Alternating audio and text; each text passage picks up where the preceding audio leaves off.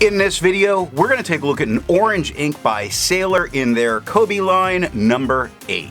Now, as always, there's timestamps down below so you can skip around, but if you've got the time, I'd appreciate you checking out the entire video. Also down in the description is a link to the orange playlist, so if you wanted to see more orange inks, whatever that was supposed to have been said, you can find that there. I'm an ink guy, and let's get into the first writing sample done on 90 GSM Clairfontaine. No bleeding, no ghosting. No feather, no spread, gorgeous shading in all of them. And what's great about this is a very dark orange that's really shades into a brown. So I'm calling it orange, but part of me wants to call it brown as well. Just look at how amazing this looks. The tone of the extra fine and medium are the same and look great, but the darker tone of the stub still looks amazing.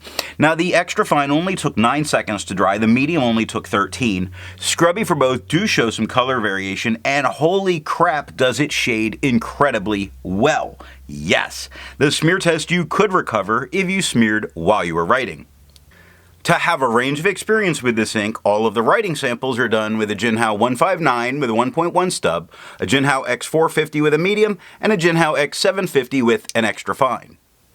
Then an Aurora Optima with a broad nib was inked up, used for a day, and used to take the notes for this video. The next writing sample is done on 52 GSM Tomoe River.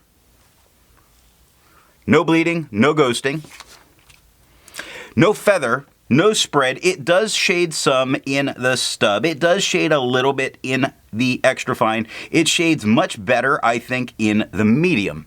Now the medium's a little darker than than the extra fine, and the stub's a lot darker than the medium. The extra fine took 17 seconds to dry, while the medium took 22. Scrubby for both show a little color variation. I think it looks much better than anything in this medium. And the smear test, you stand a strong chance to recover if you smear while you're writing. I agree with Vita. I've learned a lot by doing multiple chromatographies. The one on the left is done the way it's supposed to be done. A line of ink is put down and then it's put into water for 10 to 15 seconds. And we see this very light pink at the bottom, which is pushing its way up to become a bit darker. But then we come across this orange, and at the very top, a bright green. Now the browns that show up in this aren't really a brown dye so much as where the orange and green are coming together. It is a way to go ahead and make a brown, just like using red and green would be a way to make a brown, and that's what's making this look so interesting in its writing. It's just amazing. Now the one on the right is let dry for 10 minutes before it's dunked in the water. The most noticeable difference is the color of the line at the bottom. It is holding a lot of that pink, but there's something else staying there, looking a little grayish in tone, which we weren't seeing in the original chromatography. We still see the pink that moves up, the orange, and the green, but I don't know where that more gray-leaning tone at the bottom came from. It does give us the idea that that might want to be the resistant aspect of this ink. The next writing sample is done on 80 GSM Rhodia dot pad. No bleeding, no ghosting.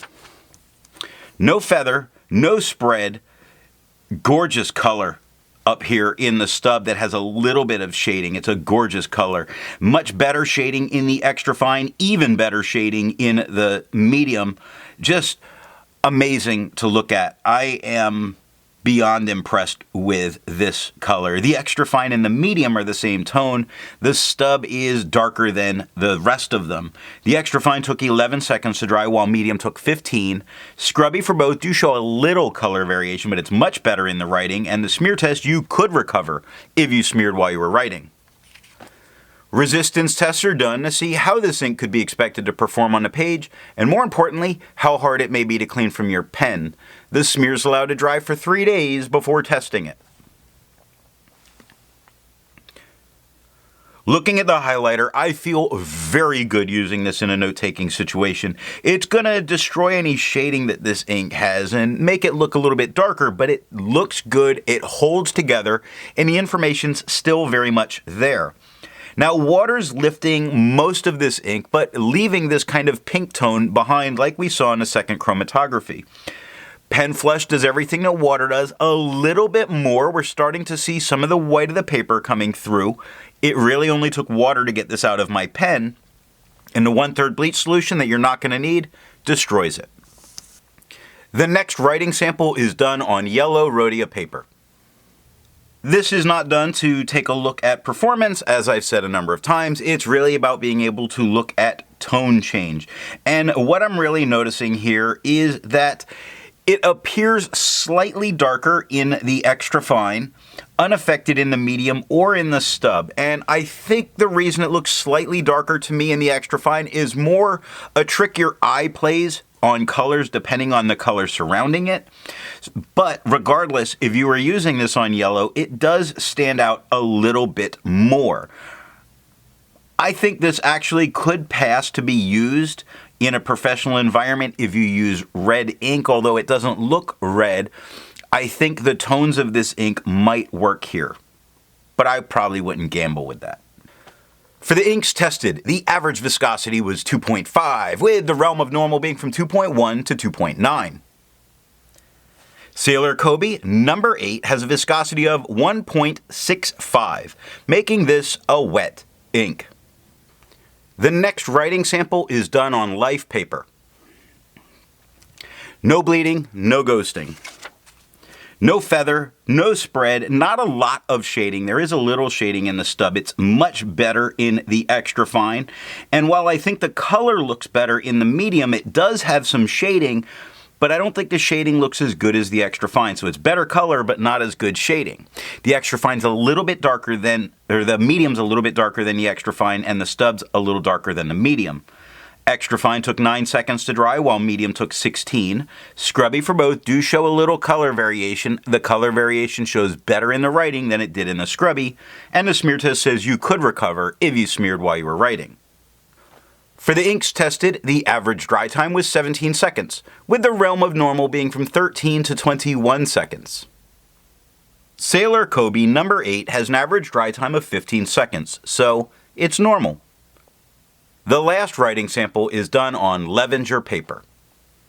No bleeding, no ghosting. No feather, no spread, no shading in the stub, almost no shading showing up in the medium, and really almost no shading showing in the extra fine. It's only tiny bits that you get to see here in the extra fine or the medium. But Levenger hasn't always been the best paper for shading. The extra fine's the lightest tone on the page, a little darker than that is medium, and a bit darker than that is the stub.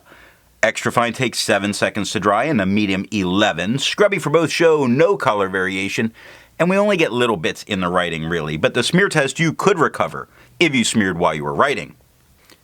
Instead of finding inks that look like Sailor Kobe number 8, I'd prefer to find an ink that complements its color on the page.